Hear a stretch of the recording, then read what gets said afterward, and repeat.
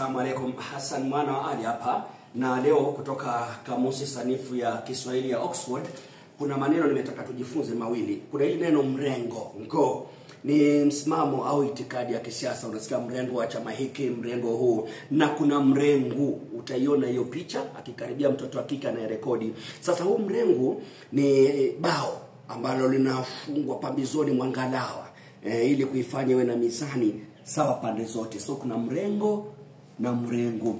Hicho ni kionjo tu. Leo hii saa 10:40, maana ujuavyo kila siku za wiki tunakutana ndani ya Radio 47 Gumzo la Sporti.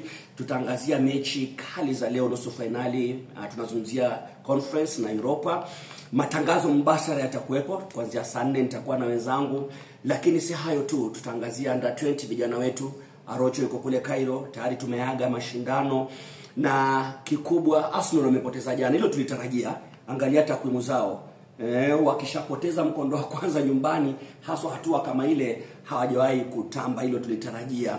Mbali na haya, pia nikupe habari kwamba wiki ijayo tarehe 15 siku ya Alhamis mwezi Mei nitakuwa Sita Tunga. Hii ni shule ya mseto, yani wasichana na wavulana kutwa, na kuna bweni kwa maana ya wasichana. Kwa hiyo ni Sita Tunga mixed day na boarding. Nitakuwa kule tuangazie masuala ya sporti, lugha, na nitakuwa na zawadi chungu nzima kutoka Oxford.